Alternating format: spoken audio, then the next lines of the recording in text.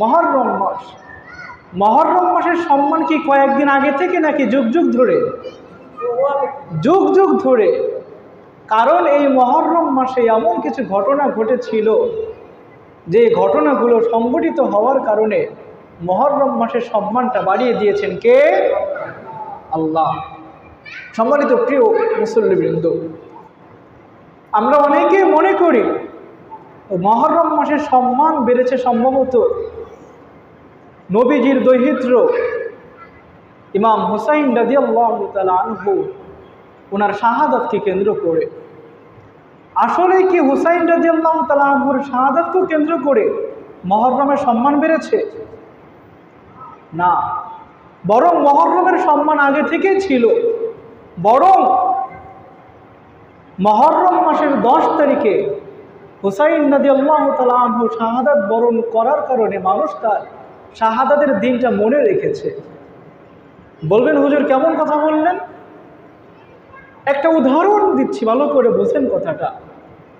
নবীজির প্রিয় নাতি ছিলেন কি হুসাইন একা নাকি হাসান রাদিয়াল্লাহু তাআলা আনহু? দুইজনই প্রিয় নাতি। এখন হুসাইন রাদিয়াল্লাহু তাআলা আনহু ইন্তেকাল করেছেন মহররমের 10 তারিখ, এটা আমরা সবাই জানি। এখন আপনাদের কাছে আমার প্রশ্ন, হাসান রাদিয়াল্লাহু তাআলা আনহু মৃত্যুবরণ করেছেন কয় তারিখে? একজন বলেন তো আপনারা দেখি, আমি পারবেন একজনও? জান্নাতের সর্দার কি হুসাইন একা নাকি হাসানও? হাসানও। জান্নাতের দুইজনের সম্মান তো সমানই থাকবে। তাহলে হুসাইনের মৃত্যু তারিখটা আপনারা মনে রাখলেন, হুসাইন রাদিয়াল্লাহু তাআলা আনহুর শাহাদাতের তারিখটা আপনারা জানেন, অথচ হাসানেরটা আপনারা কেন জানেন না? হাসান হুসাইন রাদিয়াল্লাহু তাআলা আনহুকে যিনি জন্ম দিলেন তার নাম কি? নবীজির প্রিয় কন্যা, নাম ফাতেমা রাদিয়াল্লাহু তাআলা আনহা। তিনি কে? নবীজির কন্যা, আবার পরকালে জান্নাতে মহিলাদের সর্দারিনী, মহিলাদেরকে নেতৃত্ব দিবেন তিনি। এখন আপনাদের কাছে আমার প্রশ্ন, ফাতেমা রাদিয়াল্লাহু তাআলা আনহা মৃত্যুবরণ করেছেন কোন মাসের কয় তারিখে? কে বলতে পারবেন আপনারা? একজনও কিন্তু পারলেন না। আলী রাদিয়াল্লাহু তাআলা আনহু তিনিও তো আহলে বায়াতেরই সদস্য। এখন আপনাদের কাছে আমার প্রশ্ন, আলী রাদিয়াল্লাহু তাআলা আনহু মৃত্যুবরণ করেছিলেন কোন মাসের কয় তারিখে?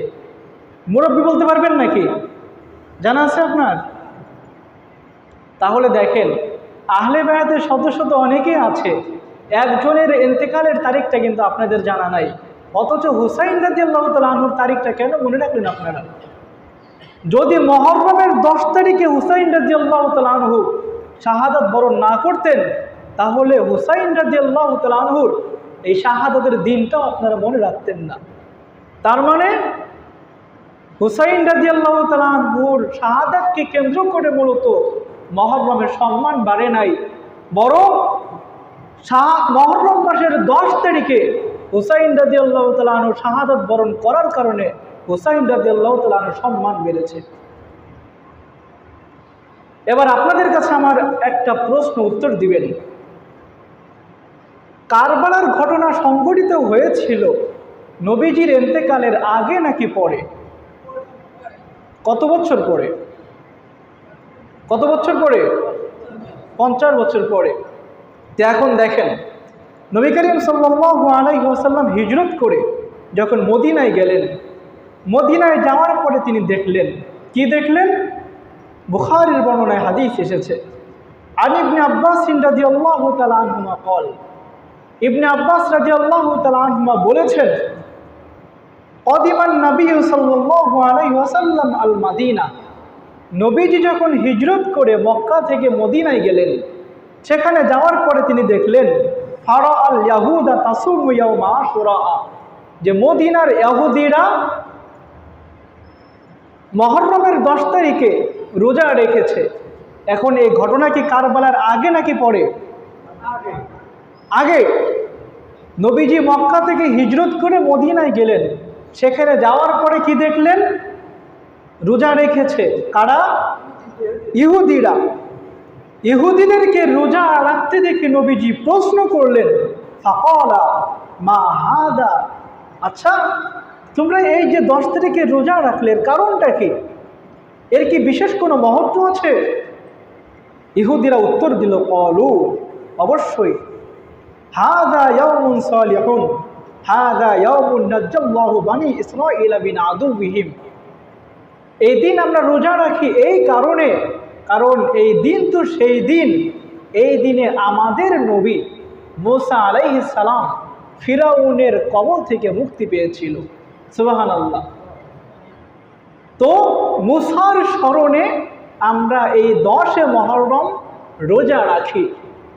তাদের মুখ থেকে এই কথা শোনার পরে নবীজি উত্তরে বললেন, ফানা আহাক্কু বিমূসা মিনকুম, তোমরা মূসার স্মরণে রোজা রাখো, অথচ মূসার ব্যাপারে তোমাদের থেকে তো আমার হকটাই বেশি। ফাসামাহু ওয়া আমারা বিসিয়ামি, এরপরের থেকে নবীজি নিজেও রোজা রাখলেন এবং সাহাবীদেরকেও তিনি রোজা রাখার জন্য আদেশ করলেন। তো এই ঘটনা কবে সংঘটিত হচ্ছে? কারবালার আগে নাকি পরে? আগে। 10 মুহররমের সম্মান তার মানে আগেও ছিল, কারণ ওই দিন ইহুদিরা রোজা রেখেছে মূসা আলাইহিস সালামের স্মরণে, এবং মূসা আলাইহিস সালামের স্মরণে আমাদের নবী সহ সমস্ত সাহাবীরাও কিন্তু রোজা রেখেছেন। যতদিন পর্যন্ত রমাদান মাসের রোজা ফরজ করা হয় নাই, ততদিন পর্যন্ত এই মুহররমের রোজাটাকে মানুষ ফরজের মতোই মূল্যায়ন করত, মানুষ রোজা রাখত।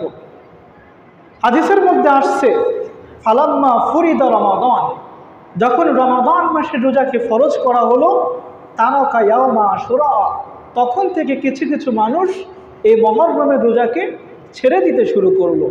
কখন থেকে? যখন রমাদান মাসের রোজা ফরজ হলো। রমাদান মাসের রোজা যতদিন ফরজ হয় নাই, মানুষ এই মুহররমের রোজাকেই ফরজের মতো কি করত? মূল্যায়ন করত।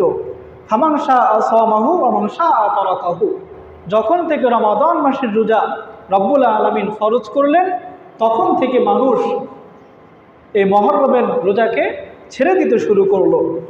নবী করিম সাল্লাল্লাহু আলাইহি ওয়াসাল্লাম সাহাবীদেরকে বললেন, আফদালুস সিয়ামি বাদা রমাদান শাহরুল্লাহিল মুহররম, তোমরা কি জানো রমাদান মাসের পরে কোন মাসের রোজা আল্লাহর কাছে সবথেকে বেশি মর্যাদাপূর্ণ? সাহাবীরা বললেন, আল্লাহ এবং আল্লাহর রাসূল অধিক ভালো জানেন। নবীজি বলেন, আফদালুস সিয়ামি বাদা রমাদান শাহরুল্লাহিল মুহররম, রমাদান মাসের পরে সব থেকে উত্তম রোজা হচ্ছে এই মুহররম মাসের রোজা। কোন মাসের? মুহররম মাসের রোজা। নবী করিম সাল্লাল্লাহু আলাইহি ওয়াসাল্লাম যতদিন জীবিত ছিলেন, তিনি এই মুহররম মাসের 10 তারিখে তিনি রোজা রাখতেন। যে বছর তিনি ইন্তেকাল করবেন, সেই বছর তিনি সাহাবীদেরকে বলেছিলেন, নবীজি বললেন, লাইন বাকিতু ইলা কাবিলিন লা আসুমান্নাল ইয়াউমাত তাসিয়া, এখন থেকে তোমরা ইহুদিরা যা করবে তার বিপরীত করবা, অর্থাৎ তারা শুধু রোজা রাখে একটা দিন। কোন দিন? একদিন, অর্থাৎ 10 মুহররম। তারা যেহেতু একটা দিনেই রোজা রাখে, তোমরা এখন থেকে আর একদিন রোজা রাখবা না, 2টা দিন রোজা রাখবা। কোন 2টা দিন? হয়তোবা 10 মুহররমের সাথে আগের দিনটা, অর্থাৎ 9 তারিখ 9 মুহররম, অথবা 10 মুহররমের সাথে 11 মুহররম। আপনি যদি 9 তারিখে রোজা রাখেন, এটা হচ্ছে সুন্নাহ, আর যদি 11 তারিখে রোজা রাখেন, এটা হচ্ছে জায়েজ। উত্তম হচ্ছে 9 এবং 10 তারিখ। তো রোজা রাখবেন তো আপনারা ইনশাল্লাহ?